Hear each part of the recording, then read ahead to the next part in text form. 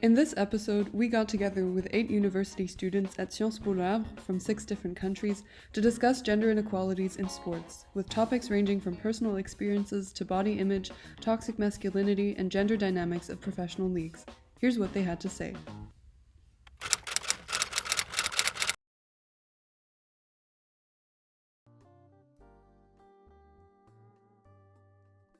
Since I joined Sciences Po, I joined the basketball co-ed team, and this is where I started to witness a change. Our coach, who was a male coach, but coach female in the way he interacted with us, as he separated us and let my female teammates play around, whereas he was giving us concrete instructions. I was also from a boys' boarding school, so I was always in boys' teams, and I never thought about how a coach would treat different genders in a different way if they are in the same team. And also being the captain right now makes me even more uncomfortable with the situation. I mean, I experienced it as a rookie when I came up, but I gained the captainship, and it's kind of weird because we know that this person has not the same culture as us, and he is its authority figure. So even though you want to confront him, he is the one who you rely on. In my experience, in the association I was playing with, it was also the male team. We played volleyball, so we can say it's pretty much female sport somehow. And the same coach would train completely differently the two teams accordingly. With us, it was being extremely touchy all the time. When they correct you, he would always come there and put in the back and position his hand to really physically correct you. With the boys team, which was the same level as ours, that never happened. Yes, sometimes with the women it was also when explaining, he had this kind of tone which was really condescending.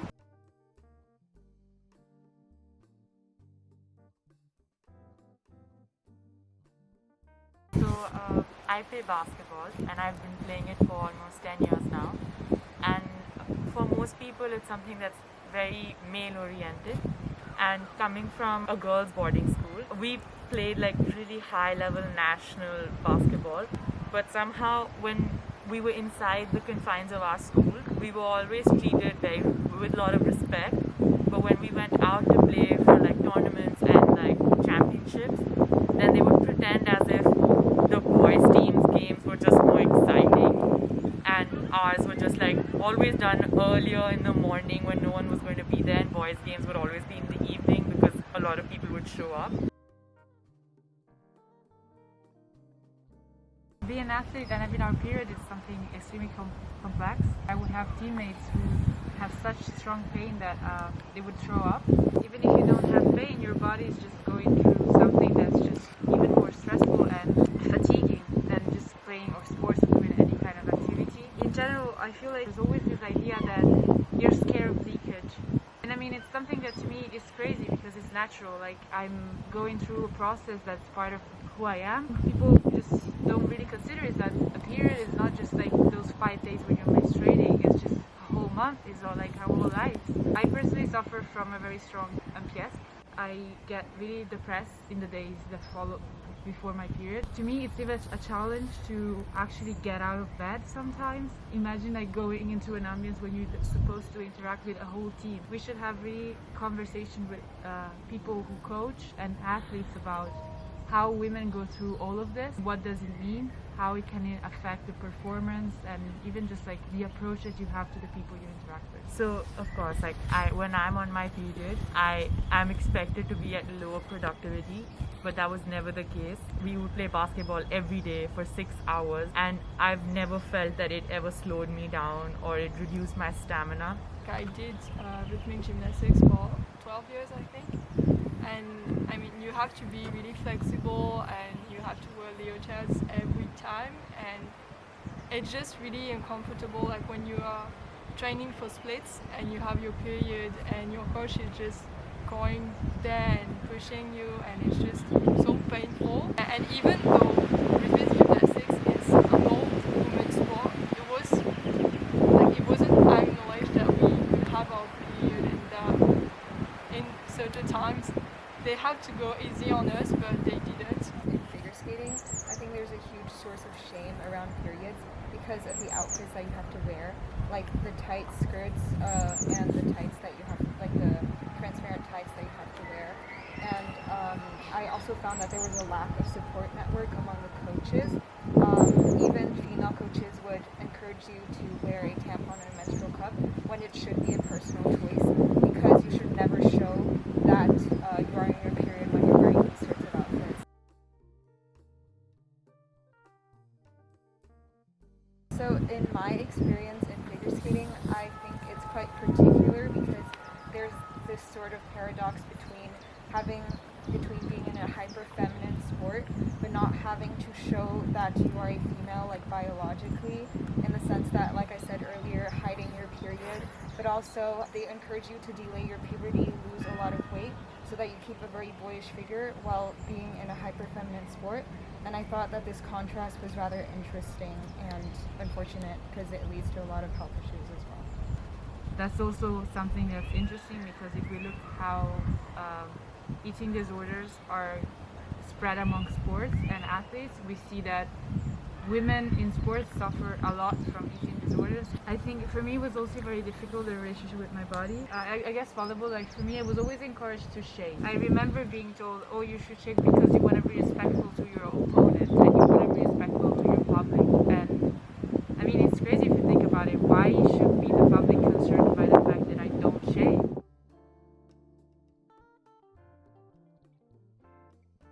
I think I've never played in a mixed team before. When I came to Sciences Po, I think I felt particularly respected, if not by the coach, but by my teammates, because the guys were super understanding. They were a majority, so you have to get that respect from them to be accepted, which I felt was instantly given to me because I was performing. But sometimes when I play back at home, and some on the days that I'm just not playing as well, you can instantly see them blaming it on the fact that she's a girl, so you have to be careful with her. And like they would instantly, like, if you're not that good a player, they'll stop passing the ball to you. And so then you can obviously see a clear divide between the guys that are willing to include you and the guys that just pretend that you don't exist in the game. And you have to constantly prove yourself to be a part of the game. In figure skating, I think it's a rather different instance. So you have pair skating, where you have the opportunity to foster a lot of cooperation between women and men.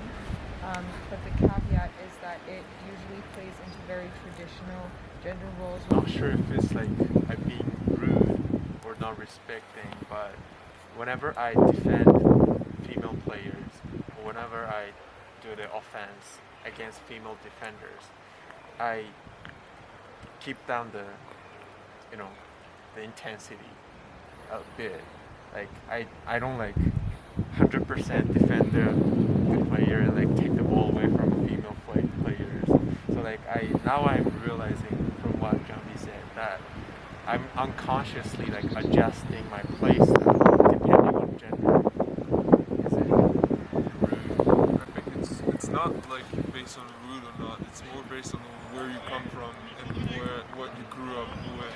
So I think that's a very interesting ongoing debate. But I don't think it's rude if you.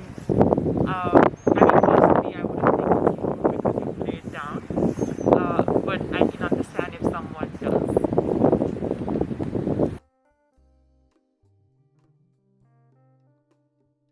I think stereotypes exist both ways.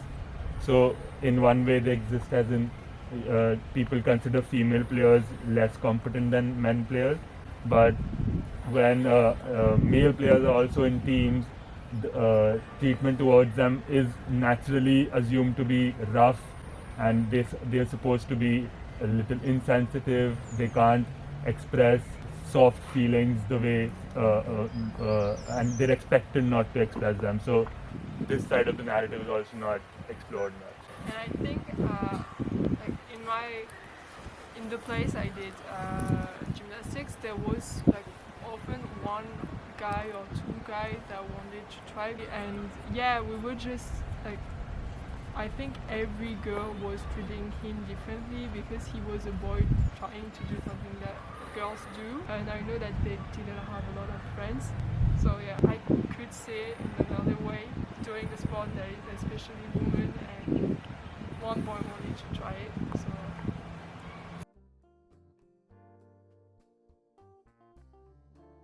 in the gym that I used to go to while I was in Spain before I came to Sciences Po was that we had both female and male coaches for activities that are more related to bodybuilding, and this was pretty good because I never really came across this figure of the really like developed man trying to tell you what's wrong, what's right, and how to do things. It was actually pretty common to see female actually supervising a man on its routine. So that I'd say that was very, very useful, and I think that I wish that this could be way more widespread. And I think even within men, we need to change this kind of stereotype that you're going to the gym just to become 185 croissant. Yeah, I'd say it's actually pretty important that we kind of destroy that, because we're just going there in order to stay healthy and to keep fit. From my personal experience, I talked with a female friend that wanted to go to the gym to like get her over it, but the main point was that she was afraid to get there because of the judgment, especially from men. And that's where I realized that there is a problem. But I saw initiatives of gym that created like spaces dedicated to women where men cannot access, and you can even look into it. Also very interesting because I have a friend who's a weightlifter and she goes to the gym pretty often. So she's also like in a very good shape, and because that's she's been doing for a while. But what she says is always like, I wish I could wear, I don't know, just a sport bra, because sometimes I'm more comfortable just with weights and stuff, but then I feel the eyes on me. And I don't think it's even just about the judgment, but it's just like you really feel it, and it prevents you from feeling safe. Sometimes I've heard that people like don't want to invest in women in sports because they feel like they're going to get married. But doesn't everybody have the right to have a family but also follow their passion? I think one of the major problems is that the authentic leagues are seen as the men leagues because they were the ones which were started first. There has to be a balance of attention given to women's leagues too, and actually, in one sense, more attention because in our history they haven't been really given any attention. The other interesting thing also is when female leagues do get attention, it's usually not for their performance, but rather for their appearance. So Canada hosted the Women's Soccer World Cup in 2015, and I watched the whole thing for a whole month, and there were a lot of shots that were rather disturbing. They would like film up close shots of female athletes pouring water on themselves during the breaks, or like drinking water, and female athletes were objectified in a way that I found male athletes to never be. The sports that are more female oriented and that are more popular towards the male audience are like gymnastics or figure skating or diving, and people will often comment on how hot these athletes are, and they will watch the sport because they are like half naked. And it's rather disturbing because a lot of these athletes are also underage, which I think is another problem. But in general, I think female athletes, when they do get attention, are just objectified and not really praised for, how their athletic abilities. I have so many friends who say, I love basketball. And I ask them, like, do you watch NBA? And they say yes. And do you watch WNBA? Most of them, they say no. And they, always say, WNBA is less intense and dynamic than NBA. But, I think they haven't, really properly watched WNBA because, female players can also, slam dunk, in a professional level. In Japan, soccer is the most popular sport, and so there's the boys national team and women national team, and the boys national team, they never been above best 16 in the World Cup, but the women World Cup national team won the World Cup in 2011. So the media started broadcasting so many women national teams, the domestic leagues, the matches. Now it's less broadcasted because the women team started not showing the results, the winnings. But on the other hand, the boys team, they're not doing super well or bad, but it's so dominated in the media, and the size of market of course differs because of that. Male players get more salaries than female players because of the media, the inequality and all of that. So like this stereotyping is really like deeply socially constructed. I think one major problem is the way players also look at their managers and coaches. Like, for example, definitely one could identify a stereotype saying that the male team will prefer a male coach because there is the stereotype that male coaches and male managers can be more commanding and they can like control the team better. So I think that is not true. So when I thought about this question, I thought that we had to share it in two parts, which is the competitive aspect and the non-competitive aspect. I mean, for non-competitive aspect, I think it's a no-brainer. Like, everybody should be able to practice sports, regardless of their gender identity. The controversy is more located in the competition one.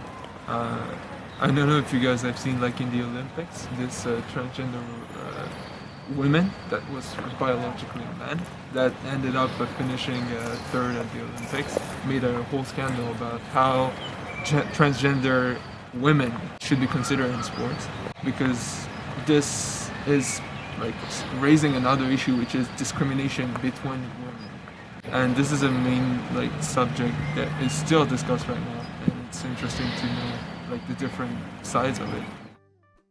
Thank you for watching this episode. We wanted to do an episode on sports because we feel like it's a very integral part of so many people's lives, and we just wanted to understand what their various experiences were. And we also wanted to choose this format in order to have an intimate yet open discussion around those different themes based on their experiences. So for more content like this, please subscribe to S2EP8, and thank you for watching again.